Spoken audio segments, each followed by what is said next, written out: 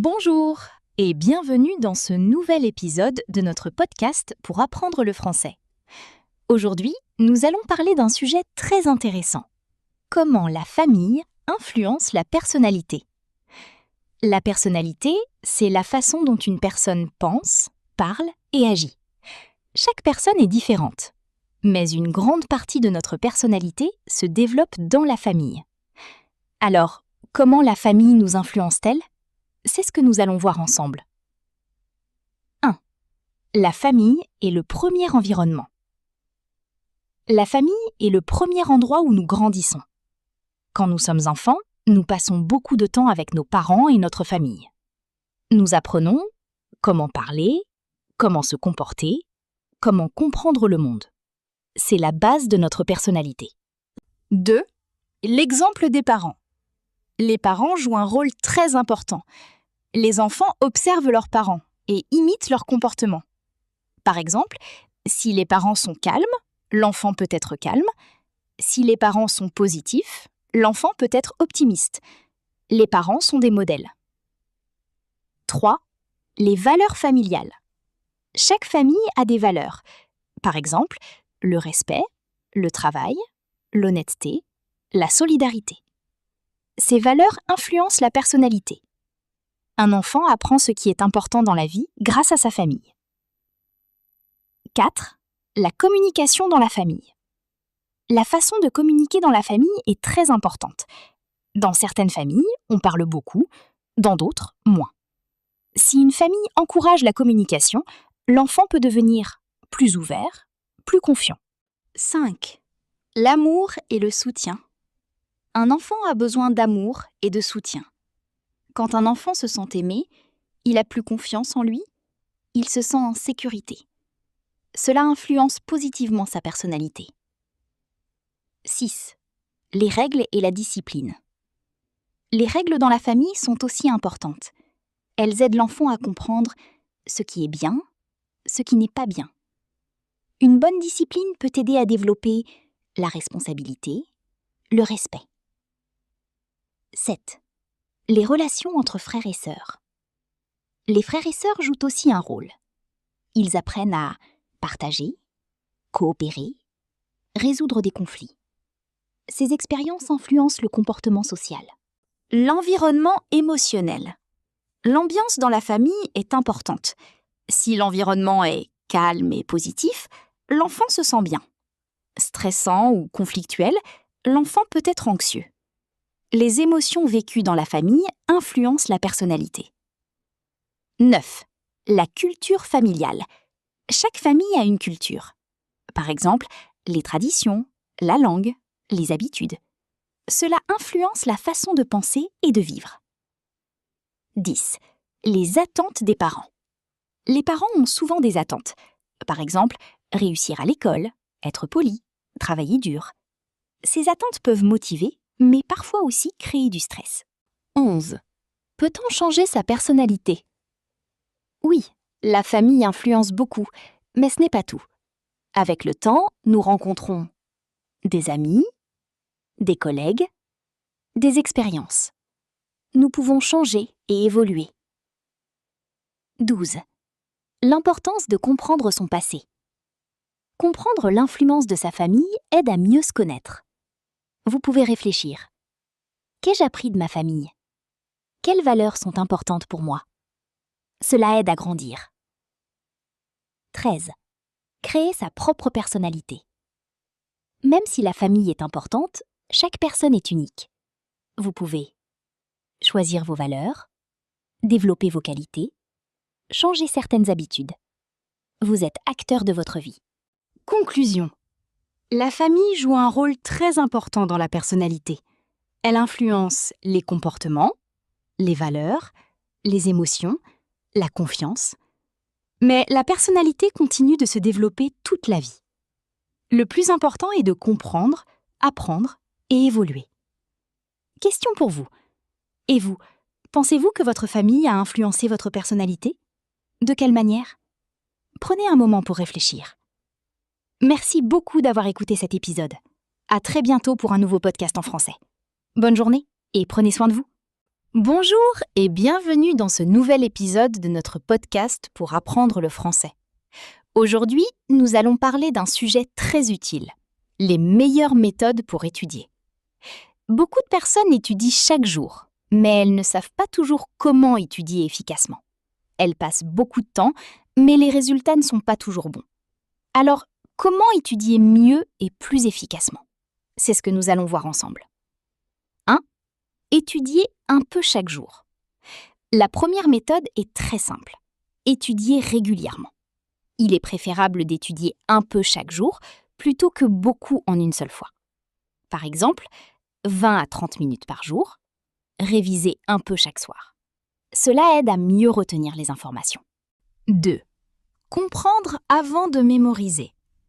Beaucoup de personnes essayent de mémoriser sans comprendre, mais c'est difficile. Il est important de comprendre le sujet, poser des questions, chercher des explications. Quand vous comprenez, vous retenez plus facilement. 3. Faire des résumés. Faire des résumés est une très bonne méthode. Après un cours ou une lecture, essayez d'écrire les idées principales, les mots importants. Cela vous aide à organiser l'information. 4. Répétez régulièrement. La répétition est essentielle. Il est important de revoir les informations plusieurs fois. Par exemple, le même jour, le lendemain, quelques jours plus tard. Cela aide à garder les informations dans la mémoire. 5. Utilisez différentes méthodes. Chaque personne apprend différemment. Vous pouvez essayer, lire, écrire, écouter, parler. Combiner plusieurs méthodes aide à apprendre plus efficacement. 6.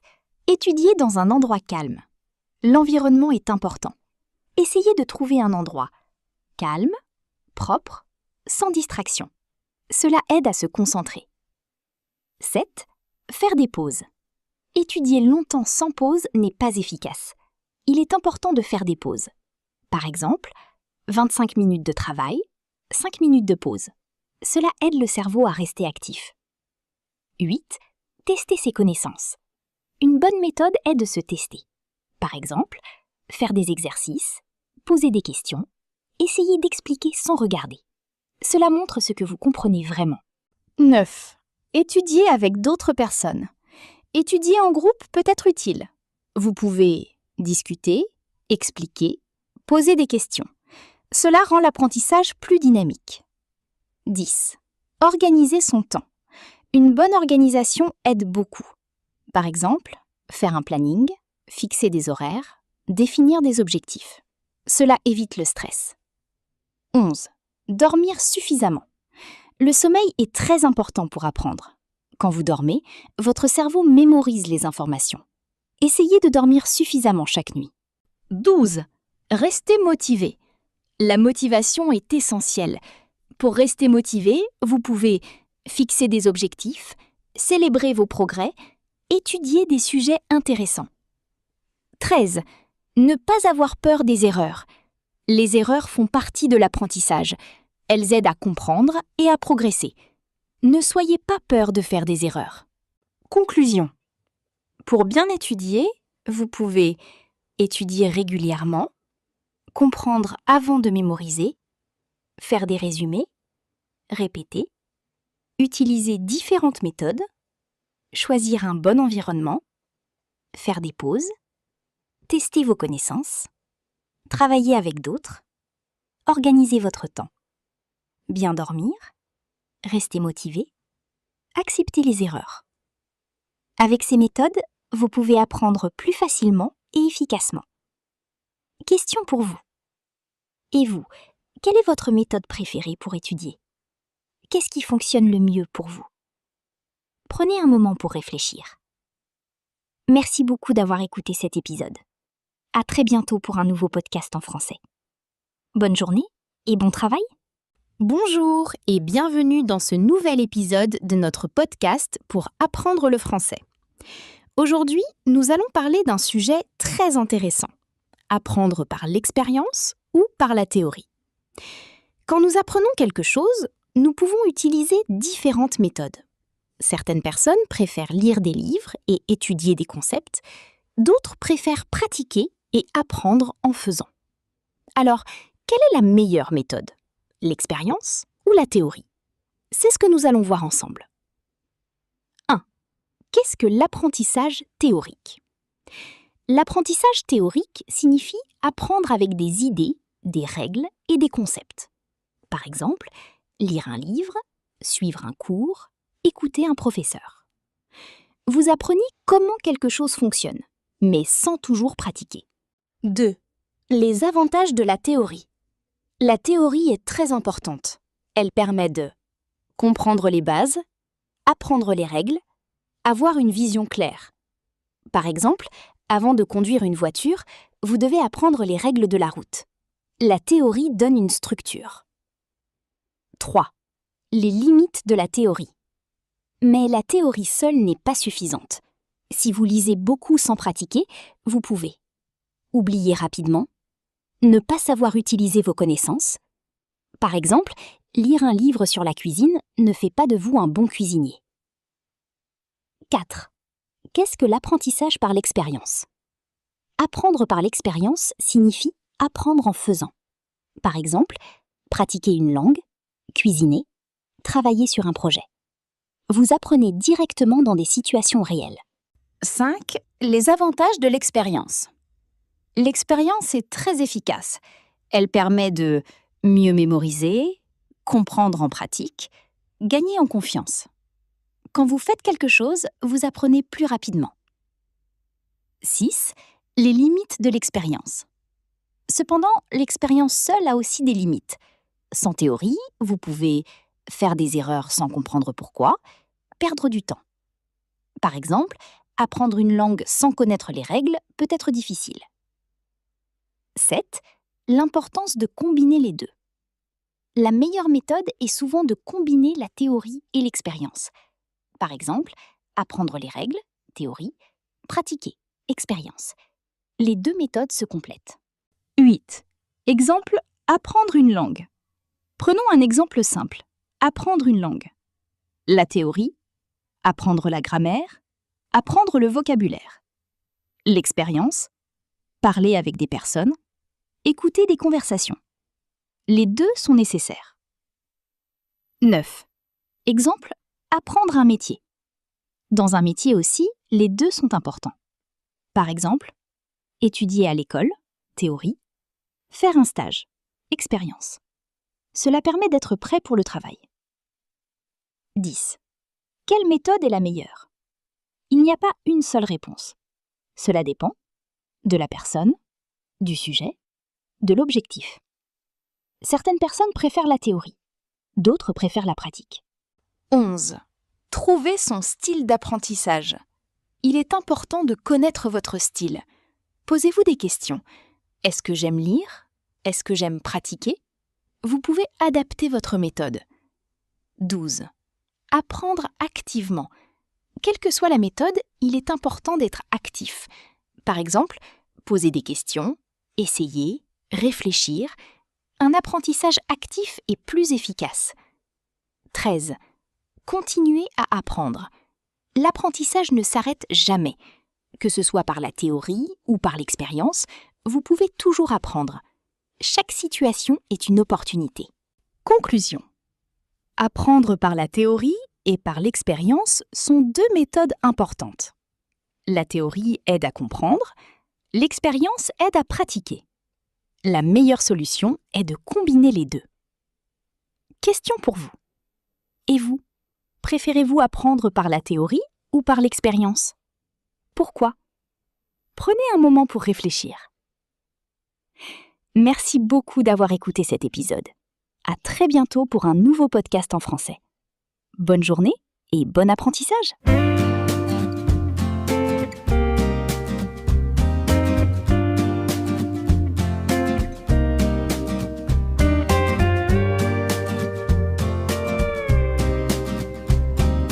Un souffle de thé à la menthe, le temps s'habille de soie, dans le désordre du jour.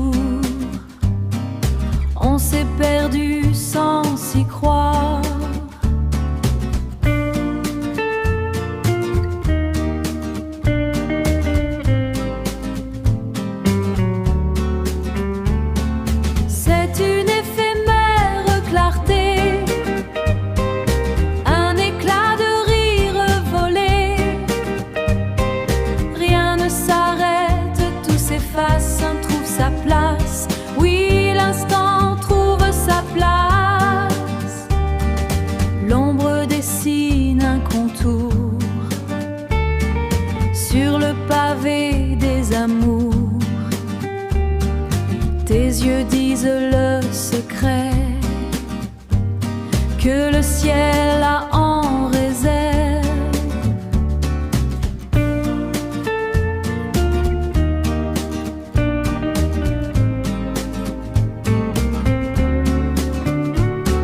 C'est une éphémère clarté, un éclat de rire volé. Rien ne s'arrête, tout s'efface, un trouve sa place. Oui, l'instant trouve sa place. On ne retient pas le vent, on ne fige pas les gens. Juste une pause, un soupir. Juste une pause, un soupir, avant que l'aube ne vienne.